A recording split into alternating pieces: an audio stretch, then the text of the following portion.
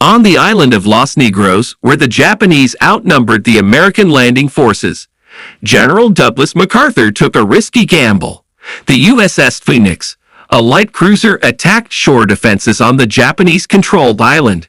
General MacArthur clung to the rail while Vice Admiral Thomas C. Kinkaid stood next to him.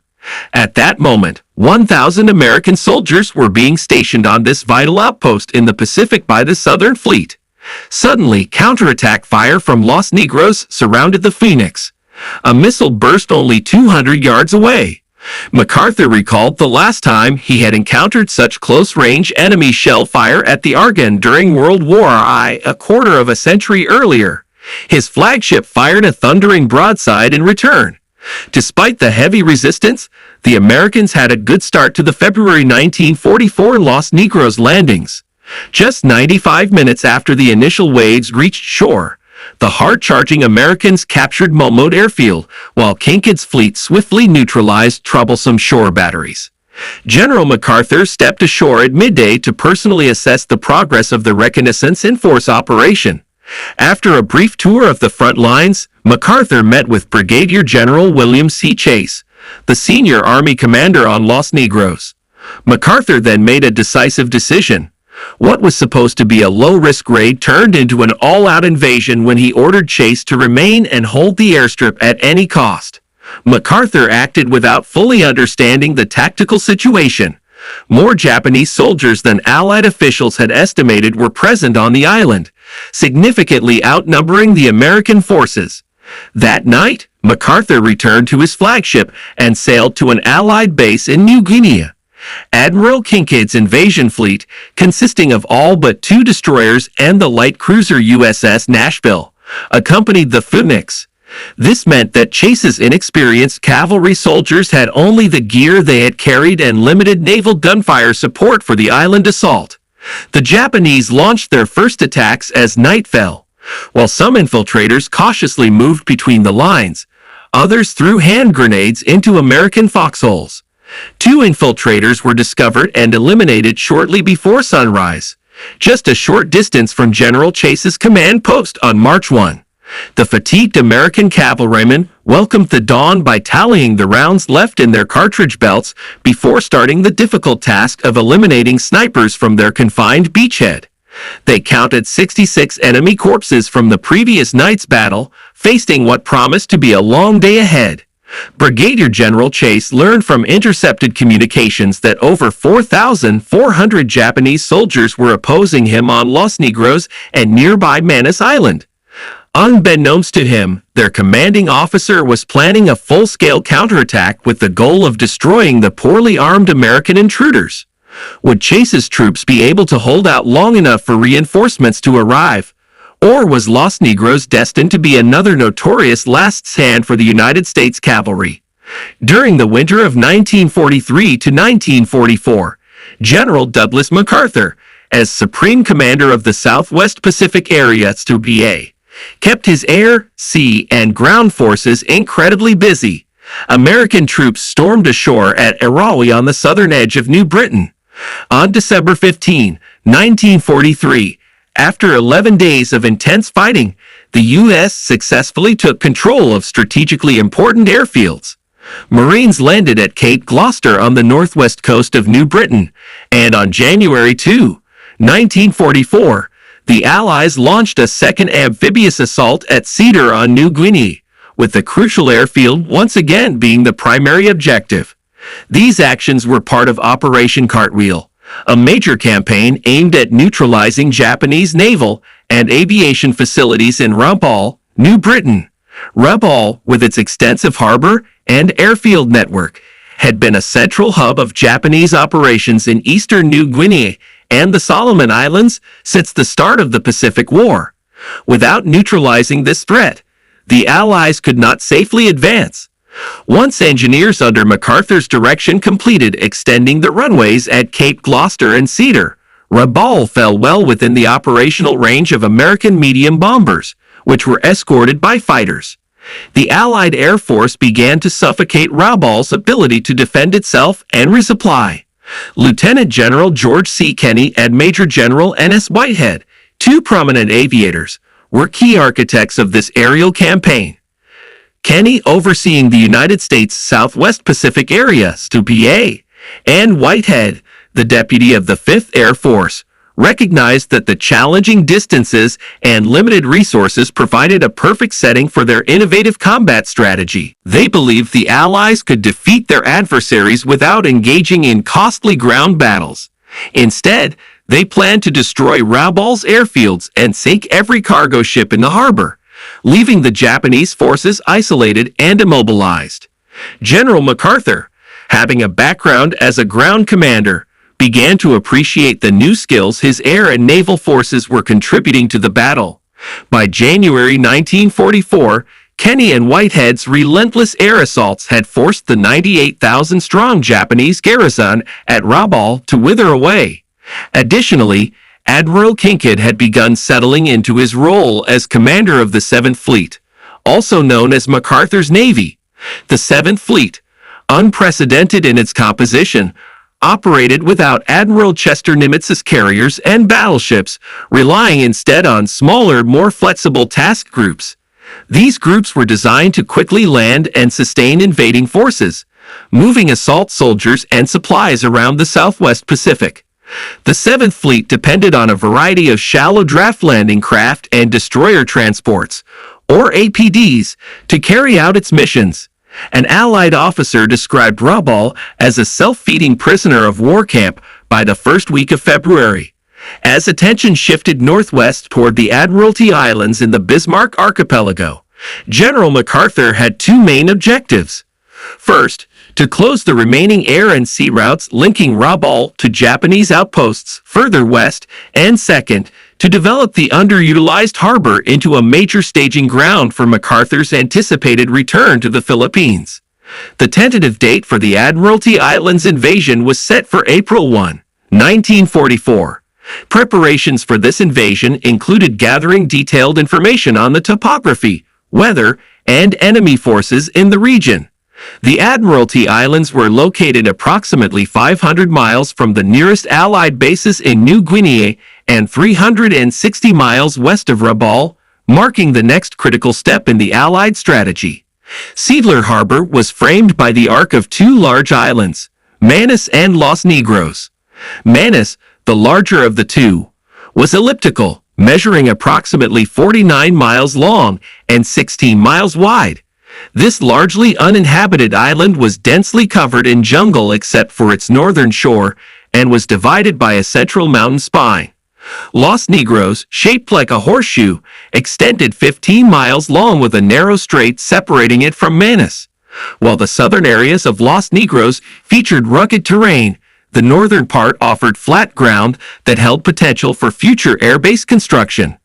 Seidler Harbor, a natural anchorage, was effectively enclosed by Manus and Los Negros. It was spacious enough to accommodate an invasion fleet, measuring 6 miles wide by 20 miles long and 120 feet deep. The harbor and its likely landing beaches were safeguarded by a chain of barrier islands: Karun, Nilo, Wei, and Pilu. Colonel Yoshio Isaki of the 51st Transport Regiment commanded a mix of Imperial Japanese Army and Navy units stationed in the Admiralty Islands. This force included 2 battalions from the 1st Independent Mixed Regiment and the 229th Regiment, both at half strength, as well as sailors from the 14th Naval Base Force who manned coastal artillery on Seidler Harbor's barrier islands. In total, there were over 4,450 hostile troops in the area. The Japanese had constructed 2 airstrips, a larger one at Momot Plantation on Los Negros and a smaller one near Lorengo Settlement on Manus.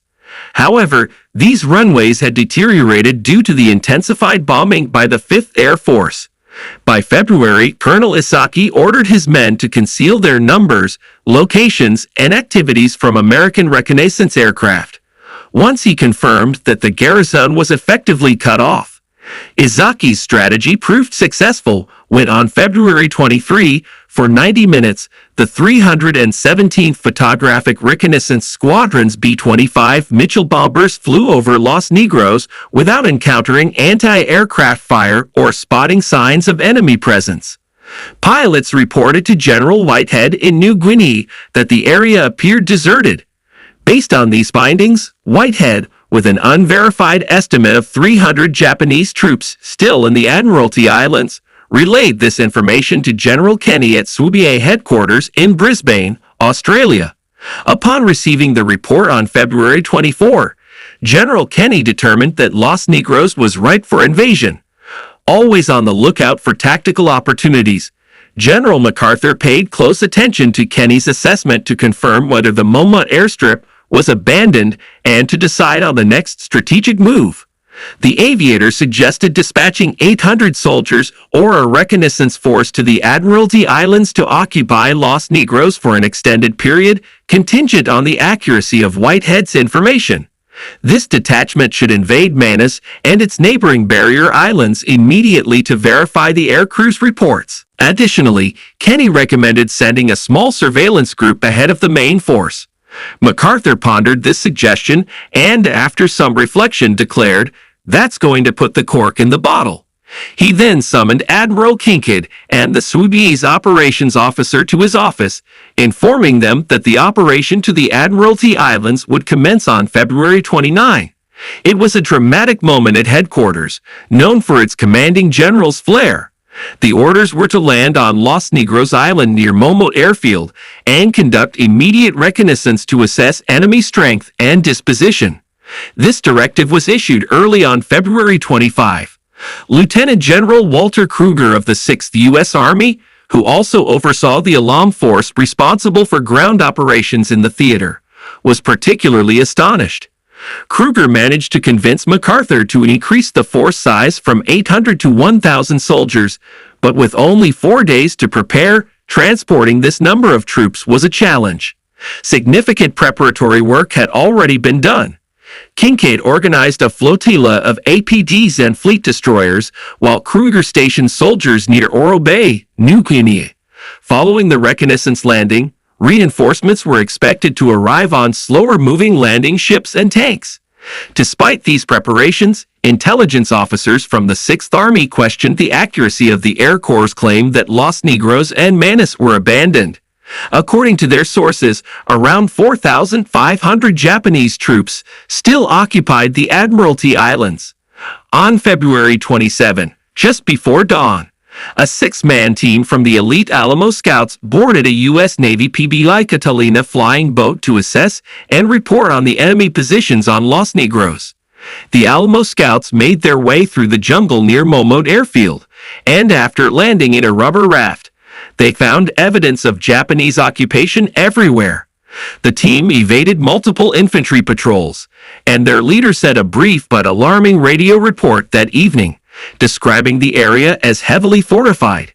General Kenny dismissed the scout team's report upon their return to Brisbane, considering it to be an overreaction. Meanwhile, the invading fleet was already en route to Los Negros, commanded by a senior officer. MacArthur was determined that only he should make the final decision on whether to proceed with the attack or withdraw. He believed that a first-hand assessment was necessary to make an informed decision. Despite the risks, including the 3-to-1 attacker-to-defender ratio required by amphibious doctrine, MacArthur proceeded with the plan, sending 1,000 men to confront the estimated 300 defenders that the SWBA's air staff believed were still on Los Negros and Manus. In reality, there were 4 Japanese soldiers for every American in the forthcoming invasion, and the situation was even more challenging for the U.S. forces. The soldiers had never engaged in combat before. When the 1st Cavalry Division was deployed to Australia in the summer of 1943, they left their horses behind. The division was restructured under a hybrid organizational model, equipped and trained as infantry, but retaining traditional cavalry designations like troop for company and squadron for battalion. After spending restless months in Australian training camps, the division, eager for combat, was soon to see action. Major General N.S.P. Swift, who led the 1st Cavalry Division, had prior experience in cavalry units, as did many of his men. The division's brigades, commanded by Brigadier Generals William C. Chase and Vern D. Mudge, comprised approximately 4,000 dismounted horse troopers. With a fighting strength of 15,000 troops, the division was supported by field artillery, engineers, signal, medical, and other support elements.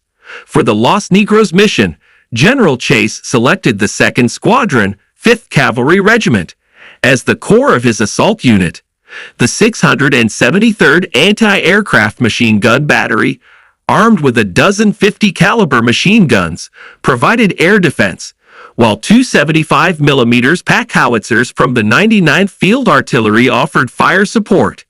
Medical assistance came from the 30th Portable Surgical Hospital, and Chase's 1,260-man detachment included communications staff, reconnaissance scouts, and liaison teams from the Navy and Air Force.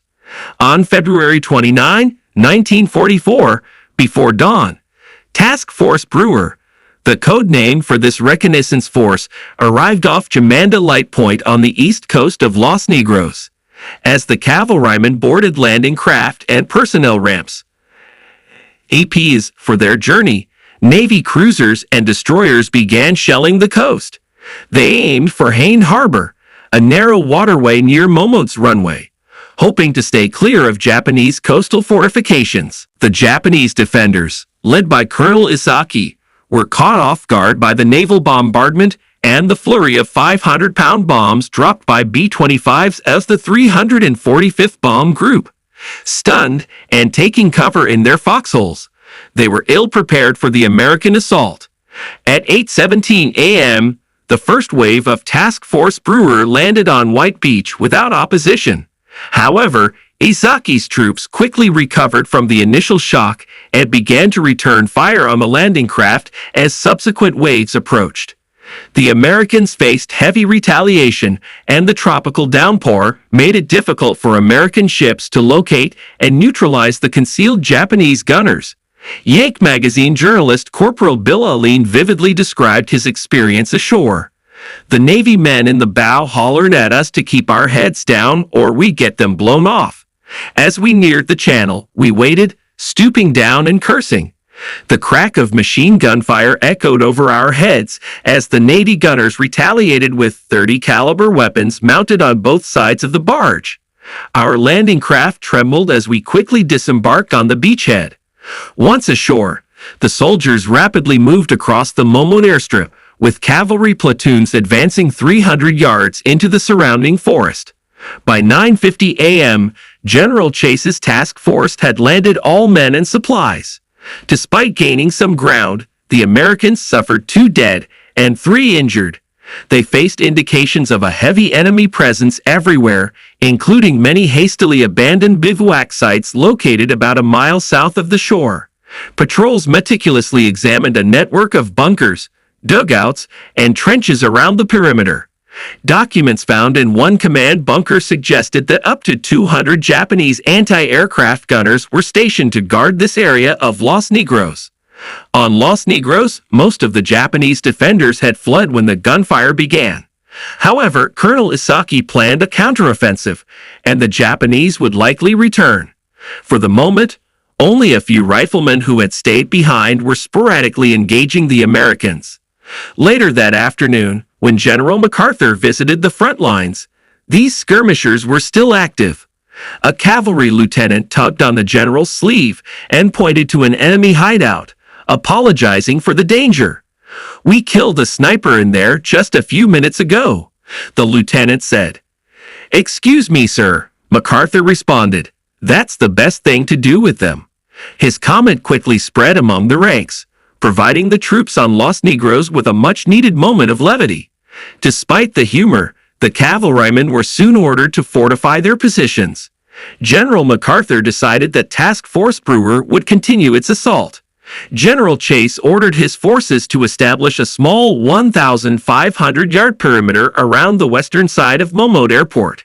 The soldiers struggled to entrench effectively due to the rough coral surface of Los Negros and the lack of barbed wire. Task Force Brewer deployed 50 caliber machine guns for air defense and to cover potential advance routes. With no space for artillery crews to position their howitzers, they had to act as infantry. Bush and Stockton positioned themselves offshore to provide fire support for the cavalry task force. Colonel Isaki recognized that if he could launch a counterattack before American reinforcements arrived, he had a chance to drive the enemy back into the sea. Although most of his men were poorly positioned for an assault on Haine Harbor, Isaki's 1st Battalion from the 229th Infantry occupied a strategic location north of Momot Airfield. At dusk, he issued a grim command. "Tonight, the battalion under Captain Baba will destroy the enemy forces that have landed. This is not an action that delays. If you feel like you're going to be captured soon, make up your mind to end your life for the Emperor by killing yourself. With our current power, we must complete our task and destroy the enemy immediately." If Baba had been able to focus his efforts and break through the inexperienced American lines, the outcome might have been different. Instead, his forces were consumed by disorganized and intense close-quarters battles. The invaders, along with a nearly continuous stream of lone raiders, kept Task Force Brewer's soldiers on edge throughout the night, though they never seriously threatened General Chase's control over the perimeter. Some terrifying moments occurred when Japanese troops followed American communication wires back to Task Force headquarters. Major Julio Chermont, the intelligence officer, used a Thompson submachine gun to eliminate 2 infiltrators he heard conversing outside his dugout after dusk. The soldiers remained vigilant, firing at anything that moved. Private Walter E. Hawks of Troop E, armed with a Browning automatic rifle, took down 8 machine gunners who were approaching his position. On March 1, favorable weather allowed the 5th Air Force to resupply the beachhead with nearly 3 tons of ammunition and blood plasma dropped by the 375th Troop Carrier Group's B-17 Flying Fortresses, B-24 Liberators, and B-25 Mitchell bombers. These aircraft also targeted and destroyed enemy staging locations, particularly a narrow spit of land north of the airfield known as the Native Skidway. This area, about 50 yards wide, had served as a choke point, directing attacking forces into a deadly zone. The day was spent by wary cavalrymen disinfecting their lodgment and searching for any remaining infiltrators. At 1600 hours, another Japanese raiding team breached the perimeter and reached General Chase's command post. Major Chermont and his Thompson submachine gun eliminated the entire 15-man patrol, including Captain Baba. Baba's death led to a noticeable decrease in Japanese resistance that night. Despite this, a group of Japanese riflemen ambushed Private Andrew R. Barnaby of Battery B, 99th Artillery, but Barnaby responded by throwing a fragmentation grenade, killing all 5 attackers. On March 2, the arrival of 6 LSTs and 9 destroyers off Jamanda Light Point boosted the morale of Task Force Brewer. 1,500 soldiers from the 1st Squadron, 5th Cavalry Regiment, and 99th Field Artillery Battalion landed and joined the fight, even as they faced continuous mortar and light machine gun fire. Navy Seabees and Army construction engineers from the 40th Naval Construction Battalion began preparing White Beach for future operations. Good news also reached General Chase. The rest of the 1st Cavalry Division was en route to Los Negros, but his immediate task was to hold Momot Airport until reinforcements arrived. Colonel Isaki, however, had a potent surprise planned.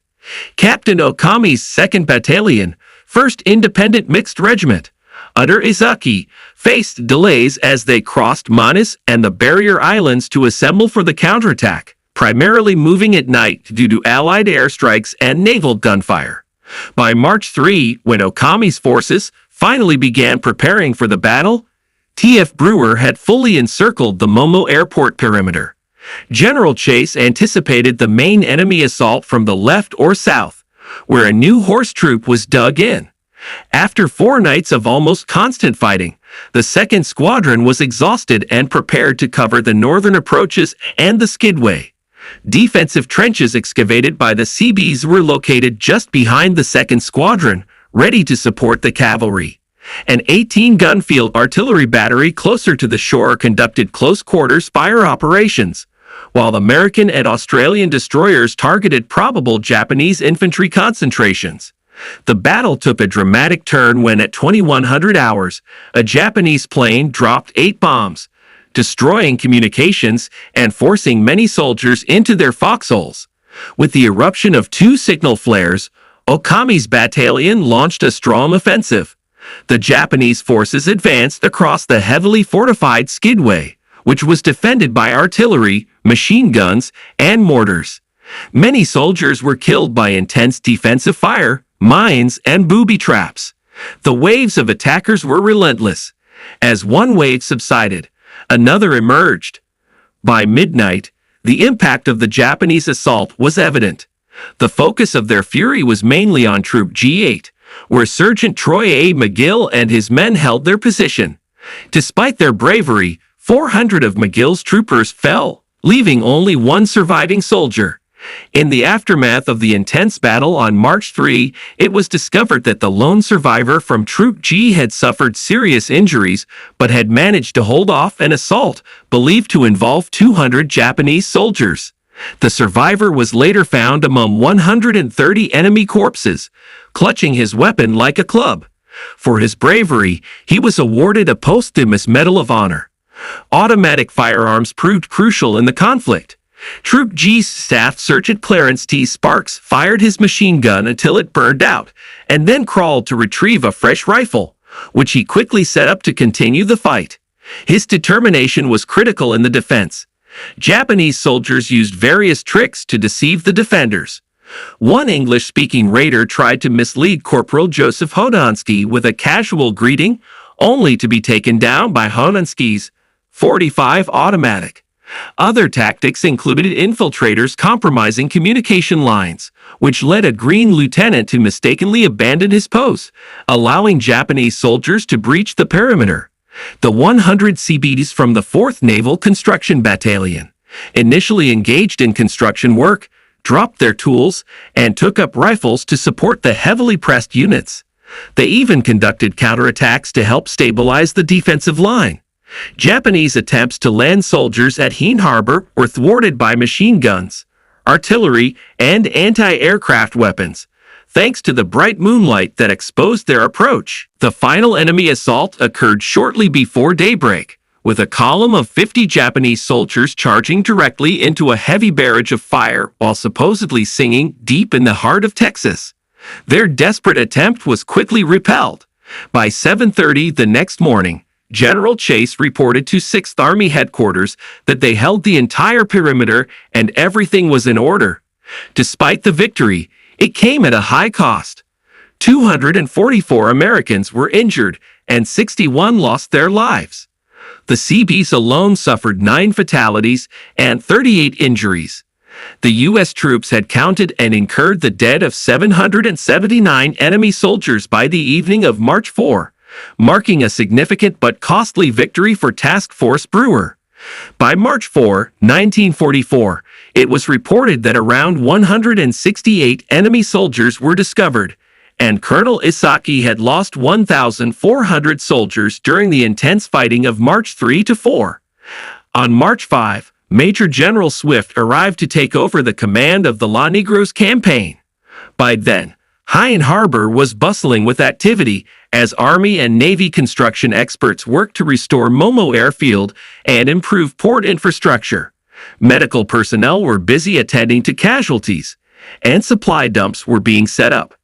On March 6, 4,000 soldiers from the 1st Cavalry Division launched an assault, taking control of the native Skidway, now littered with the bodies of Japanese soldiers, and advanced towards Seidler Harbor. That same morning, a B-25 bomber, damaged in combat, made an emergency landing at Momo Airstrip. Royal Australian Air Force squadrons and American warplanes continued to provide close air support, while the 5th Air Force played a crucial role in the later stages of the fight. Reinforcements from Major General Swift's 1st Cavalry Division landed on March 9 at a newly constructed beachhead near Salami Plantation on the western side of Seidler Harbor. On March 15, the division launched an invasion of Manus. The heavy rains turned forest paths into mud bogs as troops advanced towards Larena. Small groups of Japanese soldiers prepared to fight to the death from underground bunkers or sniper positions. The Allies faced further battles, particularly on the barrier islands of Manus, where Japanese holdouts fiercely defended Hawaii. On March 12, Japanese gunners ambushed a reconnaissance unit, forcing a quick evacuation. A larger contingent of American soldiers returned the next day to complete the task, overcoming all opposition by midday with the aid of M4A1 Sherman medium tanks. The final barrier island was captured on March 30 after a fierce but brief battle with 60 defenders. By May 18, the cleanup of the Admiralties was complete, and General Kruger called off combat operations. Out of the 4,400 Japanese defenders, including Colonel Isaki, only a few had surrendered. The 1st Cavalry Division and its supporting forces suffered 1,189 casualties, including 326 combat deaths and 4 reported missing in action. For their efforts, the 40th NCP, the 5th Cavalry, and the 2nd Squadron were awarded Presidential Unit citations.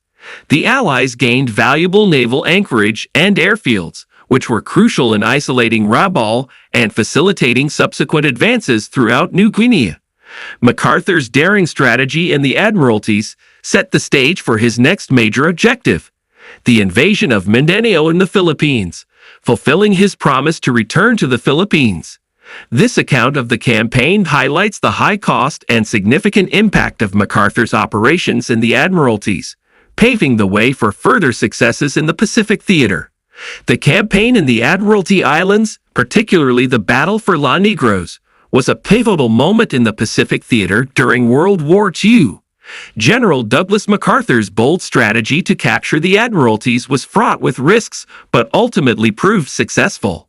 Despite facing a formidable Japanese force with a 4-to-1 ratio of defenders to attackers, the Allied forces, particularly the 1st Cavalry Division, demonstrated remarkable resilience and tactical ingenuity.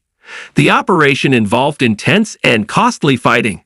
The Americans faced severe casualties, but ultimately overcame a determined enemy through a combination of effective reconnaissance, coordinated air and naval support, and relentless ground combat.